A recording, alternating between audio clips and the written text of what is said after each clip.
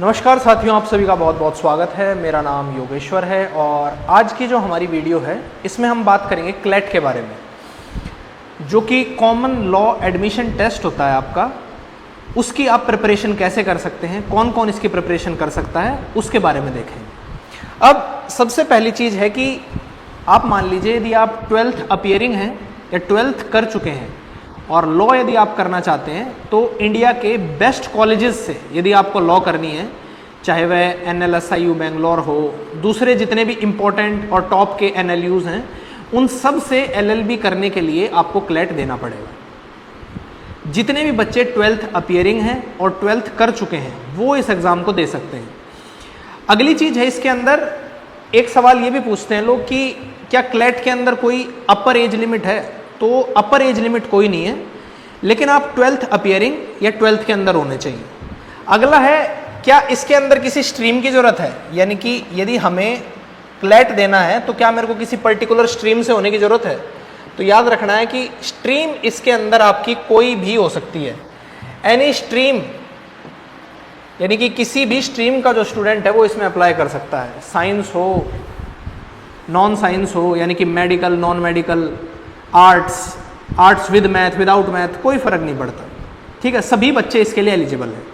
और जैसे आपका इंजीनियरिंग के लिए JEE एग्ज़ाम होता है, जिससे आपका IITs में एडमिशन होता है, मेडिकल के लिए नीट होता है, ऐसे ही जो लॉ के जितने भी आपके इंपॉर्टेंट कॉलेजेस हैं उन सब का रास्ता आपका क्लैट से होकर जाता है।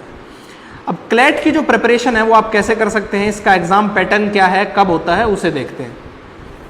जो आपका क्लैट है इसमें आपकी UG डिग्री आपको मिलेगी 12th के बाद, और ये आपकी 5 साल की डिग्री होती है। ठीक, अगली चीज इसके अंदर आपको याद रखनी है कि क्लैट का एग्जाम इस साल होगा, हर साल होता है दिसंबर के अंदर। तो इस साल जो होगा वो अगले साल के लिए, यानी कि 2027 का जो क्लैट है वो दिसंबर में हो जाएगा।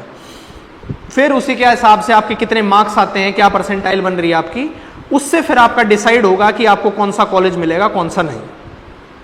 अब इसके यदि एग्जाम पैटर्न की बात करें तो इसके अंदर क्या है, आपके 120 क्वेश्चन आते हैं और हर क्वेश्चन ठीक करने पे 1 नंबर उसका आपको पॉजिटिव मिलता है, गलत करने पे -0.25, यानी कि 1/4 नेगेटिव मार्किंग होती है।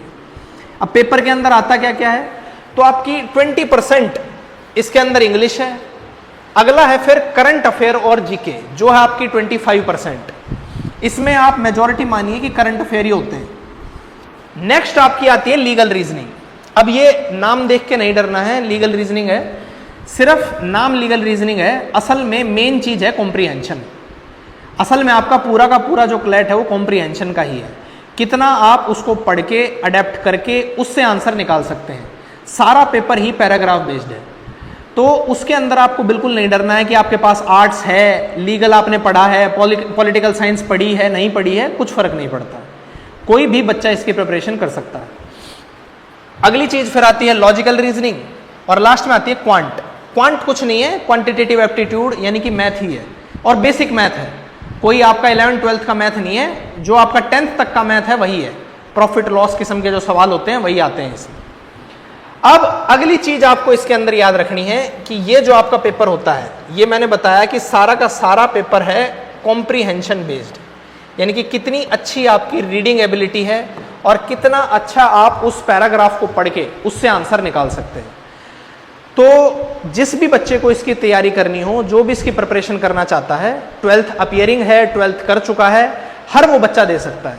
यहाँ तक कि यदि आप 11th में हैं तब भी आप इसकी तैयारी कर सकते हैं।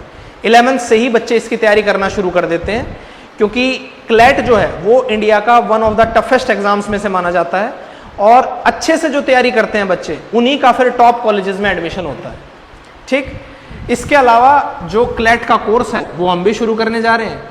यदि आपको उसके रिगार्डिंग कोई इन्फॉर्मेशन चाहिए तो यहाँ पे आपको ये जो 2 नंबर दिखाई दे रहे हैं, इस पे आप कांटेक्ट करके जो इंपॉर्टेंट इन्फॉर्मेशन है वो ले सकते हैं।